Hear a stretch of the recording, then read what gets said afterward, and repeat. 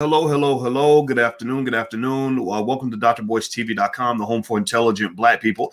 And you know what? I want to ask you all a question. I'm going to start the day off with a question before I even get a chance to introduce our amazing guest today. What do you guys think? Do you think that Hollywood does right by Black people, or do you think that it's a little bit messed up? If you think that they do right by Black people, say right, and if you think they do us wrong on a regular basis and do us dirty, type wrong or type dirty. Because I'm gonna tell you, our next guest is a person that I think has tremendous insight into this issue. His name is Mark Harris. Mark is an extraordinary film director. He's my favorite director anywhere. And Mark is a guy that has made some movies that have been extremely good, extremely well received. The first one that I saw of Mark's was called Black Coffee. I don't know if you've ever seen Black Coffee before, but if you haven't seen it, you need to go play catch up on that. And so before I go ahead and dig deeper into this, I want to welcome my brother. How you doing today, man? I'm doing great. Thank you for having me, brother. I truly appreciate you. Thank you. Yeah, man. I'm glad you're here. Now, are you in Chicago or some other part of the world? No, I'm in Chicago right now. We just got back last night from Belize. We had screened the newest film, White People Money, and on the island of St. Pedro, Belize. So we just got back last night from that. Okay. So you got the new movie, White People Money. I love that title. That's an attention grabber. I'm actually Googling it. And so White People Money, as I pull up some imagery from the film on the screen, let's just start there, man. This is exciting. So you got this new movie. Tell us about White People Money. What's it all about? So it's a comedy about a couple, Kareem, played by Barton Fitzpatrick, and we know him. He played the character of Reggie in the TV show The Chi. So he's the lead, and he's also a Chicagoan. Then we have Drew Sidora, another Chicagoan. She was in White Chicks and The Game and so forth and so on. So they're the lead. Oh, sorry, brother. Hold on. Let me mute myself. I have to tell my friends not to call me during our interviews. Sorry, man. That's all good. Don't you know that I'm talking to Mark Harris? What's wrong with you? I'm playing. Go ahead, man. Go ahead. Yeah, and so it's a comedy about Mackenzie Bezos, who's the ex-wife of the billionaire, the multi-billionaire Jeff Bezos, and after they go through a divorce, she gives a lot of her money away in the film, and when she gives her money away, it's like a raffle. And our couple, Drew Sidora and Barton Fitzpatrick, they win $1 billion. So when they win this $1 billion, they have to find a clever way to hide their money. And at the same time, while hiding their money, they wanted to start using it to reinvest in their community. But they're like, we don't want the people to know that we're investing in this community because they decided to live within their community, even with the $1 billion. Wow. So they have $1 billion and they decide to stay in the community with $1 billion. Yeah. That's interesting. That's not a common thing. Okay. So, that is interesting. So would you say that is it Mackenzie Bezos and all the giving that she's done? Is that one of the things that kind of sparked your inspiration for this particular story? Well, this kind of happened before before the divorce. So we shot the movie in September of 2019, and during that time they were going through a divorce. So I was like, you know what? Because if you notice, like we don't know much about her. We know a lot about Jeff Bezos, but not much about her. She's always played. She never was in the forefront. Never still doing a lot of interviews, anything like that. So I was like, I think. When they go through a divorce, she's going to get like 30. She was going to get like, I believe, like $36 billion. Mm-hmm. And I was like, she's going to give a lot of that money away. And so it stemmed from just me, just looking at the way she moved and their divorce and saying, that I believe that this is what they were going to do, and it actually happened. So it was like in 2019. Oh, wow. Okay. Well, by the way, everybody, if you just came in, I'm talking to director Mark Harris, and we're talking about his new film, White People Money. The film is going to be released on April 23rd. You can watch it on Amazon, Apple TV, and a lot of other major platforms. And Mark has made a lot of great movies for a lot of different networks. And you got to check out some of his work. He's one of us. He's B1. He believes in the B1 philosophy. And Mark, I'll reiterate. You probably heard me tell the story how you and I met. But I'll reiterate it for people that don't know. If you don't know now, you know. Mark, I heard about his movie Black Coffee about maybe 6 years ago. And I heard everybody raving about how great this film was. And a lot of you have seen it. Say something in the chat. Let us know you saw it because it's great. It's a great movie. And I said, okay, well, let me check this out, by a Black director. And I watched the film. And I was prepared to be traumatized.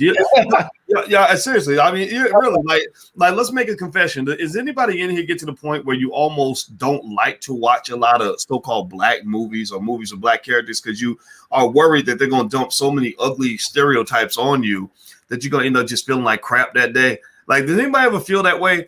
Because there's not a lot of range in terms of the ability to really tell our stories in ways that make sense to us. And so I was preparing to be traumatized as I'm watching this movie. I'm seeing this buildup of tension. I'm seeing, potential conflict, just like almost like train wrecks preparing to happen. And you know what happened, y'all? And this freaked me out.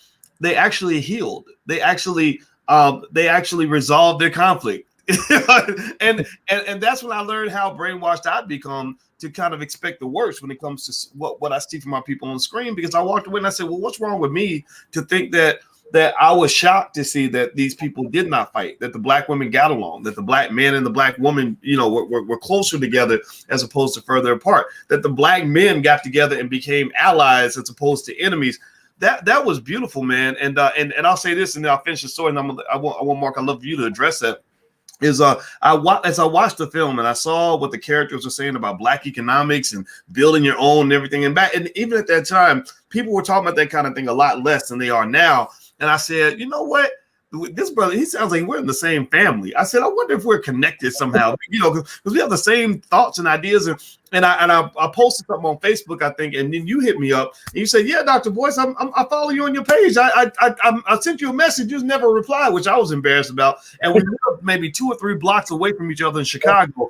So what is your recollection of all of that, man? And what do you think about just that story I just told? Yeah, I agree with you, because that's one of the reasons why, even as a Black filmmaker, right, I could be hesitant in watching certain Black content, to be honest with you, because just to deal with, you have to go through so much in order to get, to get the entertainment out of it, or even, there's always like these subliminal messages that people drop in these films, and so you have to be careful about that. So with my films, I definitely attempt to drop subliminal messages, even when you watch a movie like White People Money, which is a straight out comedy.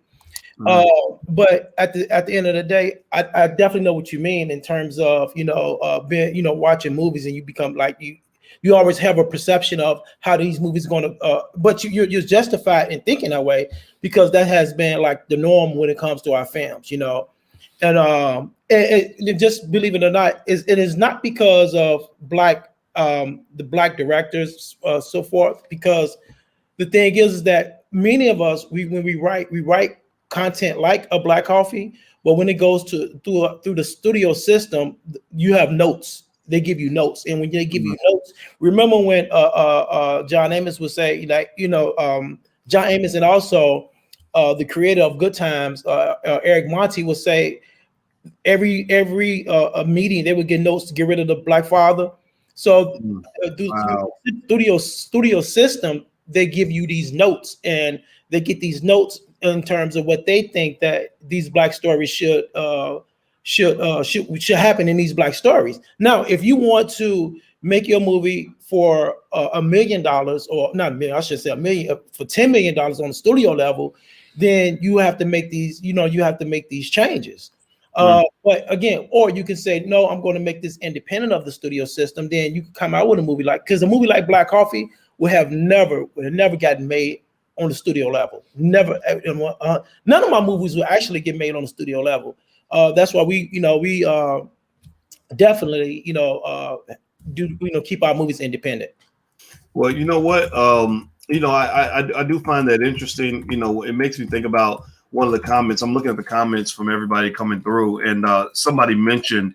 I don't have her name in front of me, but sister mentioned that she hates, like, for example, the slave movies, you know, and it almost is a little bit weird because you're like, okay, should I feel guilty about the fact that I don't enjoy movies like that?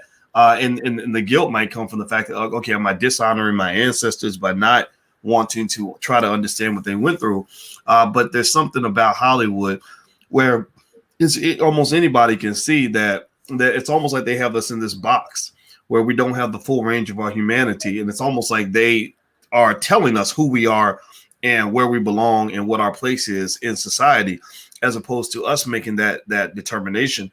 And what I like about your films is that, because I love them all, is that you allow us to just be human, to have, you know, you got the good people, the bad people, the damaged people, the healthy people, you know, old, young, fat, thin, just everything, you know, all the different types. And I think that that's something that we're missing. So do you know, now let me ask you about this. What about the work you're doing in Inglewood to further develop that ability to you know, really allow us to really create our own structure? I mean, we could complain all day about what Hollywood is doing, but Hollywood was not built for us. Hollywood was built for other people, but we're building our own spaces. Can you talk about the work that you're doing in Inglewood, which I think is extraordinary?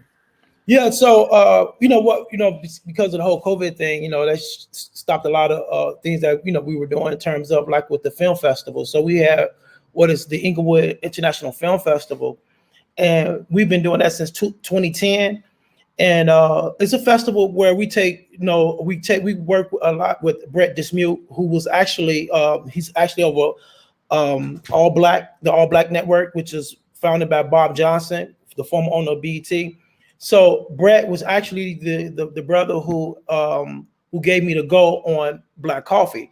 And so while we were doing the Inglewood Film Festival, he knows how to get this content or find this content, you know, that a lot of studios reject because they are, you know, other projects out there that is very positive and they're very independent. You know, they're not coming out again from the studio system. So what I would do with Brett and other independent filmmakers is I would, you know, take their content and we would screen it for the audience in Inglewood. Now, what I would do with the residents in the Inglewood community, the screenings would actually, there would be like a small cost, but we would do panel discussions, we would do workshops, and all of that would be free, you know. And so we would bring the residents in, like from the Inglewood community. We would give them free workshops on the film business, on basically the how to, from start to finish, how to produce a film and in the business part of it as well. And while they actually go out and screen movies, so, you know, we have the red carpet. We do it like you will see it done in Hollywood. So we would do it up. And so it was a great event. You know, we're definitely going to bring it back once everything cools off. We're definitely going to bring it back and bring it back to the Inglewood community. You mute. Sorry, man. I'm messing up all over the place today. I didn't turn my phone off, and I'm talking to myself. This is everybody. This is director Mark Harris. Mark Harris is the director of a new film that everybody needs to see called White People Money. It's coming out April 23rd. It's going to be on Amazon Prime, as well as Apple TV and a lot of other platforms. And he has a lot of other great movies. I encourage you to Google him, look him up.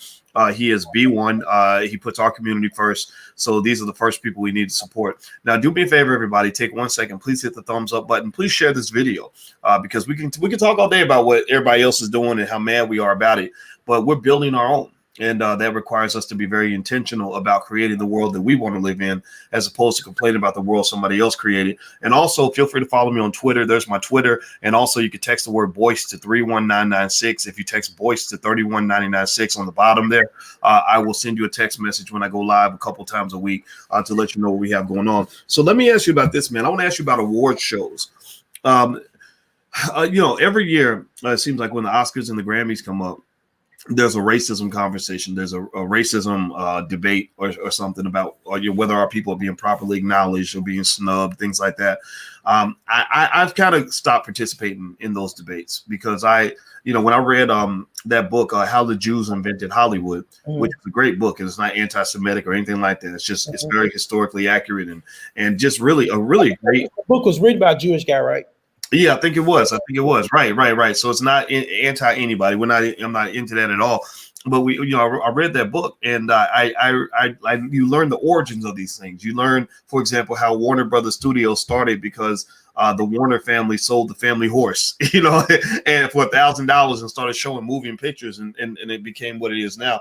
And so so for us, it seems to me that the goal right now is to have the vision, right? To see what we're going to have 50, 60 years from now if we go ahead and plant the seed and build right now. So with that said, specifically about the award shows, are they fair to our people? And why don't we just have, what award shows are out there that we run, that we control, that we can focus on as opposed to focusing on the Oscars and the Grammys and the Emmys and all that stuff?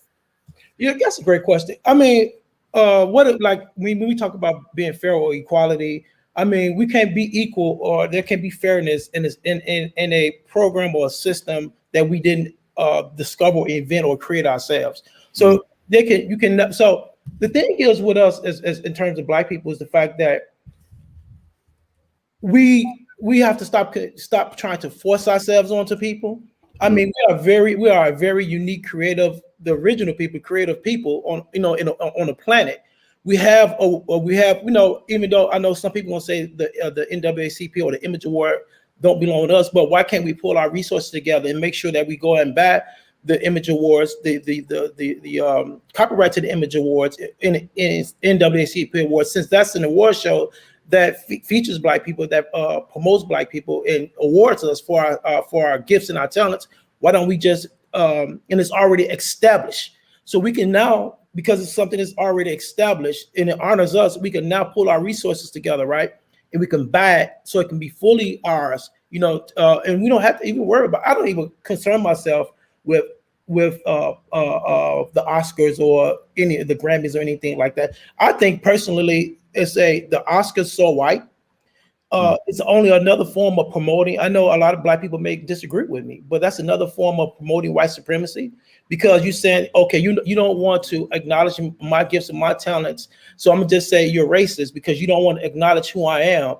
That's why are we looking for other people to acknowledge our gifts and our talents? We represent an entire full body. If you look at what's going on in Africa, in particular in Nigeria with Nollywood, you have the Nollywood. They have their own award shows. You look at the different things that's going on among Black people in different parts of the Latin world, right? So if you look at what we're doing, we're trying to force ourselves into a system or to a place that we're really not wanting. Now, that's why I don't understand why we get so excited when a Black person wins an Oscar, but we don't show any excitement the same excitement when a Black person wins an Image, because we value anything, and this is not racism, this is not racist talk. It's just that it appears that we value white more than we value ourselves. And no one, if people see that, no one can respect you, no one can honor you, no one can treat you like an equal, or treat you, because equality doesn't always necessarily mean the same. I can live in an all Black neighborhood that is decent, that is safe, that is clean, that is controlled by Black people, and white people can live in a white neighborhood that is safe, that is clean, that's controlled by white people. They're not the same in terms of you have Black and white, but at the same time they're equal in terms of you see people that live in a safe community, a decent community, an economically strong community. So there's nothing wrong with that at all. Then not only on top of that, we can also do trading with one another. There's nothing wrong with doing. I have a family that was financed by Black people, right, and a Latino brother, which is white people money.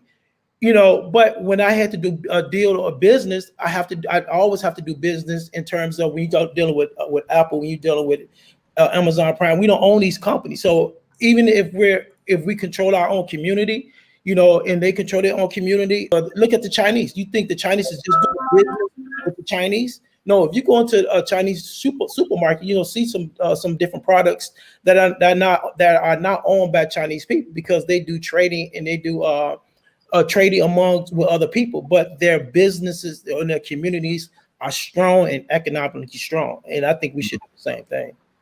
Well, and by the way, everybody, I'm speaking with director Mark Harris. His film is called White People Money. You should check it out. The information is right there on the screen. And also, if you haven't subscribed to the Black Boss channel, if you are either a black man who believes that black men should be bosses, kings, leaders, and creators, go to the Black Boss channel. We got a lot of good brothers on there every day that talk about everything from stocks to relationships to health, politics, everything in between. So go check that out. Make sure you subscribe. Let's build black media. Very important. So Mark, let me throw this out, man.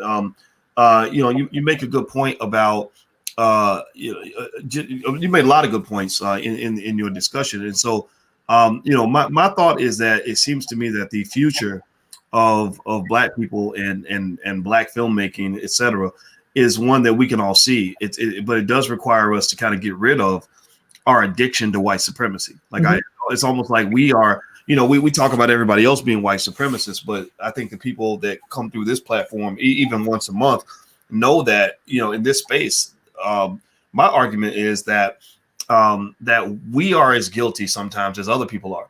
When you are obsessed with what somebody else is doing, but paying no attention to what your own people are doing, you might be a white supremacist. When you are constantly talking up your enemy and talking about how bad they're treating you and how much they're oppressing you and how much they're stopping you from getting anything done, you're honoring that other party.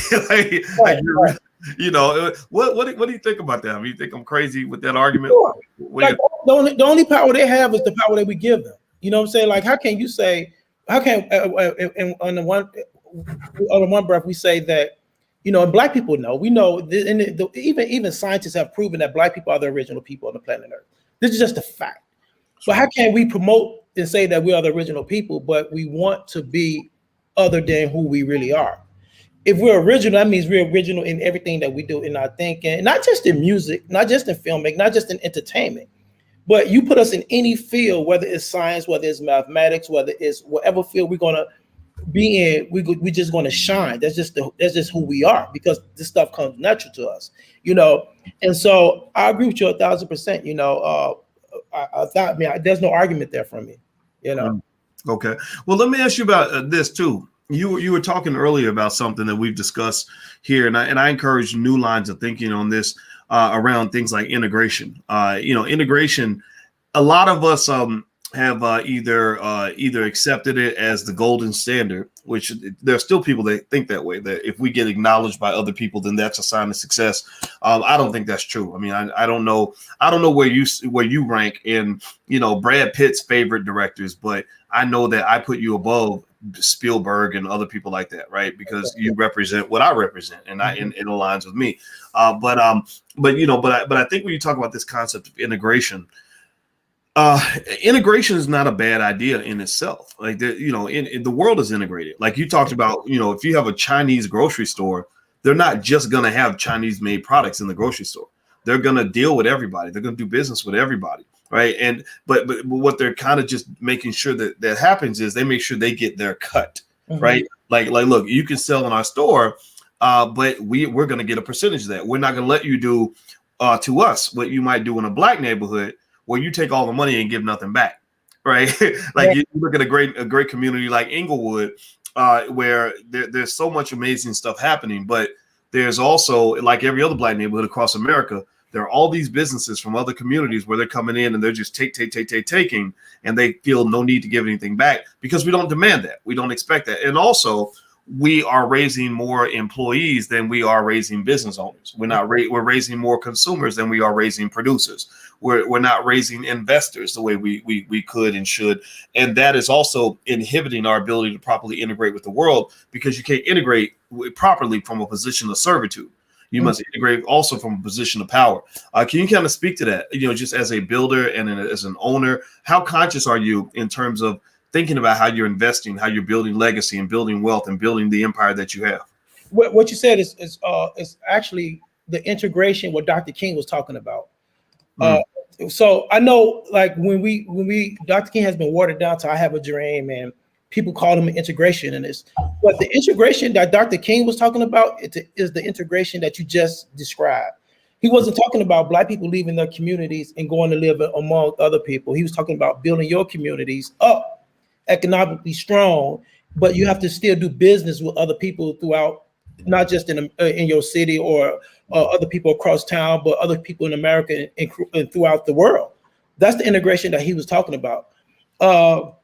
And so, for me, that's the integration that I believe in terms of why can't we have a Black community or Black communities where we live in, our communities are safe, our communities are decent places to live, where, but we're still doing businesses with other communities. We can still do business with the Asian communities, with the Chinese communities, or with the Jewish communities, or with the white communities. We still doing business with these communities. And this is the only way they're going to respect us. They're not going to respect us if we're going to them and marching and boycotting. And this makes also, by doing it this way, this makes our vote that much more stronger. And that's why, and not to call any names out, because, I never want to be in a position where, I'm going against our people in public. But, we do have Black people who just want us to focus on just voting, but the thing is that if we don't have economics, to back that up, or unity to back that up, or pulling of the resources to back that up, our voting is we're always going to be dissatisfied. And so, but all of that comes into the true meaning of integration. You know what I'm saying? Why can't we look at Atlanta? Why can't we take over an entire cities? You know what I'm saying? It's 40 to 50 million Black people. I just came back from Belize, and you have 300,000 Belizeans, right? A beautiful country. You know what I'm saying? You have 40 million Black people, and I believe we're like if you put us together in a nation in terms of bringing back $1.2 trillion, we are a nation within a nation. The only thing that we don't have is the unity. We have it, but we haven't used it. Is the unity in terms of pulling our resources, doing something for ourselves, building up our communities.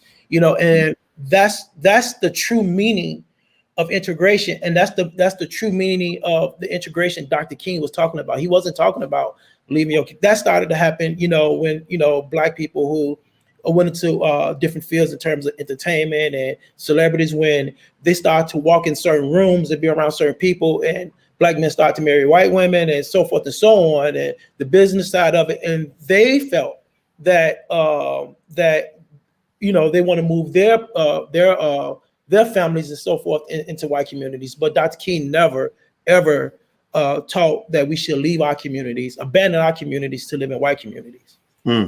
Everybody, I'm speaking with director Mark Harris. He is the director of a new film coming out called White People Money. I hope you all will show up in droves to support him. Yes, I'm asking you to directly to support because we must build the things that we want to see. Black love must always be stronger than anybody's hate. So I'm not asking you to hate anybody. I'm just asking you to love yourselves. If you could take 1 second, please hit the thumbs up button, hit the share button, hit the subscribe button if you haven't done it yet. And also make sure you subscribe to something, especially the Black Boss channel. This is where we feature a lot of Black men that are just doing great things in the world. And so I guess before I let you get back to your work, man, tell me about White People Money in terms of the people that were involved in this great project and the actors and just the experience of making that film, how long it took, just anything that comes to mind. Yeah, so we shot the film in 5 days. The reason we shot the film in 5 days is because of budgetary reasons. Okay, we don't get a lot of money to shoot films because we want to put out the films that we want to make. So the film stars again, Drew Sidora, who's in White Chicks, Barton Fitzpatrick, who was in The Shy, Aaron Spears, who was in Being Mary Jane. When you watch the movie, you all see Aaron Spears' performance. Aaron Spears plays a guy by the name of Daryl, and Daryl is married to a white woman, and Daryl wants part of him and his wife wants part of his brother's half of it, of the $1 billion.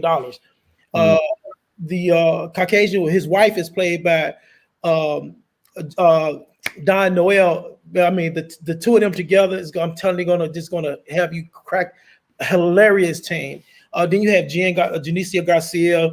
You have Harsh Gargamel. It's a very diverse cast. Tommy Courts. But these people just come together and they make you laugh. But in terms of making you laugh, they also want to make people think. Think about economics. Think about doing something for yourself. Thinking about putting your resources together. And there's a lot of great, I think, points that we make in this film as well. Hmm. So how did you've told me this story, but I think everybody should hear this because I know there's a lot of people out here that want to do great things like you. How did you become a director? Did you go to USC film school and your daddy left you $10 million and like silver spoon? Like, how did you become a director? How did you get in this space? Well, I didn't know. I never knew I wanted to make movies, but I knew that I always had a love for movies. From Spike Lee's to John Hughes and John Singleton. I just always had a love for movies, but I never knew I wanted to make movies. But I started off as a screenwriter, not a screenwriter. I started off as writing poetry when I was in high school and college. When I got to college was around 1997 is when I was like, I'm gonna just try to, and I don't use the word try loosely because that was my thinking at that particular time. I'm going to try and write some screenplays. And so I wrote my first screenplay. When I wrote my first screenplay, I let some people read it. I get back some notes, and I just started writing. I wrote about close to 15 to 20 screenplays before I actually got anything produced. And the way I got anything produced is I had to go out and do it myself because I was writing for this good brother, amazing brother by the name of Barry Bowles. And I would write screenplays for him, and he taught me so much about breaking down the screenplay. He taught me so much about the film business, period. And but he told me, he was like, my next project, if you write this screenplay for me, this is gonna be my next project that I'm going to direct. But that wasn't the case. And at that particular time, again, that was 15 some years ago, I got emotional. I was like, man, you told me, but him telling me that was a blessing to me because I was like, from that day forward, I was like, okay, if I want to write, I have to do it myself. I want to direct, I have to do it myself. And so I went on. I directed my first project. I'd never been on a movie set before. I went in and know absolutely nothing what I was doing, and what? Man, wow, yeah. trial by fire. Yeah, so when you're directing, you have coverage. You have your medium shots, your close-ups, your wide shots. You get your coverage. But when I'm my first project, I shot everything wide, and then everything wide shot. So I had a good friend who's still my mentor today, a brother named Martin Jones. And Martin Jones was actually over really the first one of the first black studios, New Millennium, which was Tim Reed's. He was the director at the time. So I sent him the footage of because he said, okay, he was like, he saw how I was so passionate about it. He said, okay, send me the footage. I'm going to have somebody to edit the footage for you. So I sent them all the footage, and he watched. He was like, hey, Mark, where's the rest of the because at that time we shoot on tape. He said, where are the rest of the tapes? I said, what you mean? That's all.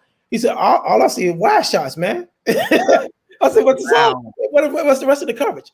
But then I had that from that project. He still took it on. And he got it.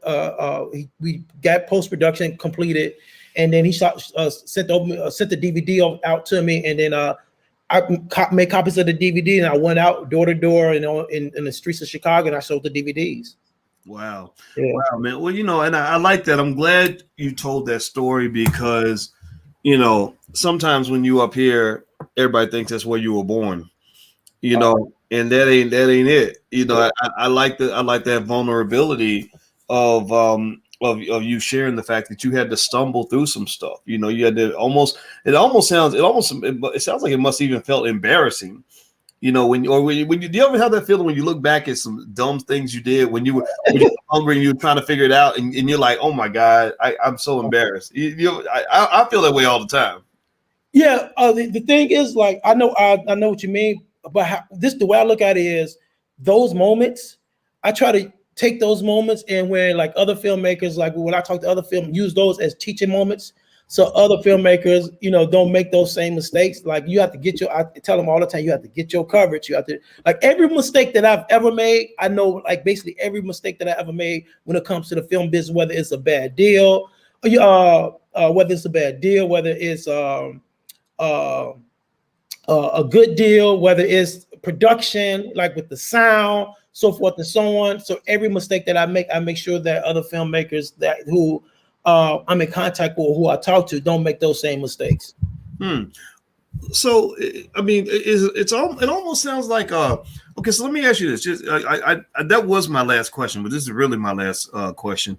So where are the best places in your view in our community for our people to go and learn? You know, like where you know the black film schools. Like, is there some place like that you love that where you think black folks can go? Like, if I'm just a guy that knows nothing about making movies, but I want to learn from your mistakes and the mistakes of others, is there a black film school that I can just go to and just and skip my embarrassing moments by learning? There are no black film schools that I know of. However, there are black film festivals. Mm. Like one of the film festivals that I'm always supporting, even if I don't have anything in this festival, which is the Pan African Film Festival, which happens in Los Angeles. Definitely, if any filmmakers are interested in the film business, definitely go to their workshops. They have workshops. They have panel discussions.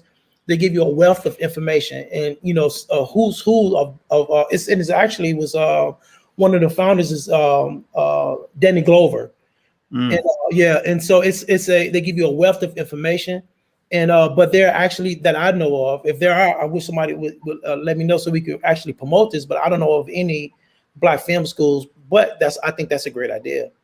Yeah, absolutely. I'll just publicly say it. If you or some people want to do something like that, I'll be glad to support that because I think that's what you need. I mean, that's why we, those of us who have OG status now, I'm a little bit older than you, but we're both in our 40s, right?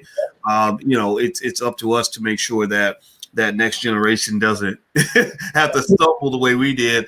And I love your story, man, because I can remember also late 90s, early 2000s, just feeling almost like a damn fool, when I would do stuff and it wouldn't work. But that passion, it's like, that's why I think that passion is so important, and that purpose, and it's almost spiritual. If you know why you're doing it and you know what you want to do, then you're going to figure out the how. The how will piece it all together, but it's like the why and the what that just has you getting up every day on fire, taking it in and just learning as you go along, trial by fire, and making it happen. So God bless you, brother. Congratulations. Yes, sir. Thank you, brother. I truly appreciate you for sharing your platform. I mean, I truly appreciate you. Oh, well, the appreciation is mutual, and I want everybody to know that. I want everybody to know that I'm going to be watching White People Money. And actually, man, I'm curious.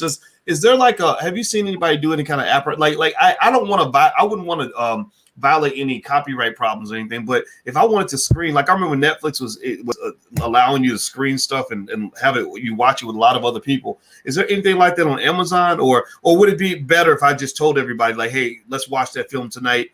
Because I want to make sure you get your money, you know what I mean, and you get your credit for your streams and all that. What's the best way for me to really help galvanize our community to say, this is our thing, we will support this? What do you think? Okay, the best way for me now is because with this project, it's sort of like it's a partnership with Vertical Entertainment. Our good friend, the brother. Well, this is a partnership with Vertical Entertainment, and so it's best for. And I'm doing this totally different than how I will release my other films, because when I did the other films, it will go to a streaming platform, and you can actually cap off how much you make. So with this one, we wanted to do something totally different, whereas we do video on demand. And that means that it's like going to a movie, watching a movie, and you get your you get paid off that. So if people want to just support the film, they definitely can go on Amazon Prime, Apple TV, Fandango, and Redbox, and they can rent it, or they can watch it Redbox on demand and watch it as well. Okay, Apple TV, Amazon Prime, Fandango, and Redbox on demand, you said? Yes. All right. Okay, so I'll be repeating that. I'll just say that repeatedly all week because I want everybody to support the film. Everybody in the chat, give me a yes if you plan to go see White People Money, and make that public statement yes right now that you're going to support the brother, and that will hopefully make all of us go do what we say we're going to do, because that's what we do here. We're about action, we're not about words. And the film is called White People Money. This is director Mark Harris. By the way, if people want to get in touch with you and find out more about your work, where can they go? Only thing you have to do is just do Google 1555 Filmworks. That's 1555 Filmworks. Okay. And I have a website. You can send me a message. I'm on Instagram. I'm on social media at 1555 Filmworks. All right, 1555 Filmworks. Everybody, please type that in the chat. I'm gonna put it in there. 1555 Filmworks. So let's go and support this brother, and let's make him a billionaire. I believe that we will do that. And so congratulations on your film again, man. And I'm glad you were here. Thank you. I truly appreciate you, boys. I truly thank you. Oh, for sure, brother, for sure. All right, and I'm also glad that you all were here. And please hit the thumbs up button, share button, and subscribe button on your way out the door. And also, if you want to support this platform, feel free to go to intelligentblackpeople.com. That's intelligentblackpeople.com. And I will talk to you all soon. Please have a good day, and God bless everybody. Talk to you later. Peace.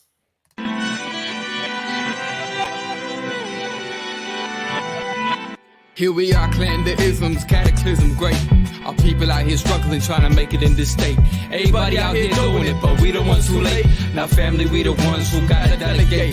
Get that money in the power, never be fake. Stick to co-sign for 3. What did he say? Create jobs, support our own. Educate the same and buy back your home. Got 3 degrees, triple 10. 3 PhDs, now we on the CNN.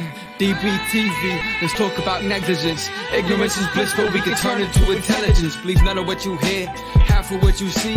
Let's break it down here on Dr. Boyce TV. Here we are.